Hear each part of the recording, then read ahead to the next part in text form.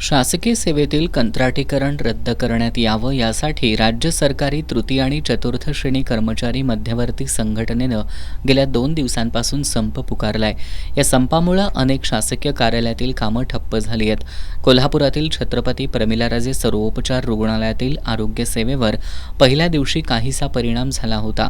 तृतीय आणि चतुर्थ श्रेणी कर्मचाऱ्यांचा संप असून देखील बुधवारी दिवसभरात CPR इथं 25 रुग्णांवर महत्त्वाच्या आणि 91 रुग्णांवर किरकोळ शस्त्रक्रिया करण्यात आल्या।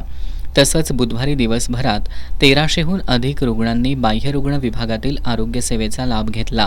संप सुरू असताना देखील व्हाईट आर्मीच्या मदतीनं इथली वैद्यकीय सेवा सुरू आहे। संपाच्या दुसऱ्या दिवशी CPR मधील वैद्यकीय सेवेवर फारसा परिणाम झालेला नाही, अशी माहिती वैद्यकीय अधीक्षक डॉक्टर भूषण मिर्जे यांनी दिली आहे। आज दिवसभर देखील CPR मध्ये वैद्यकीय सेवा घेण्यासाठी गरजू रुग्णांनी रांगा लावल्या होत्या।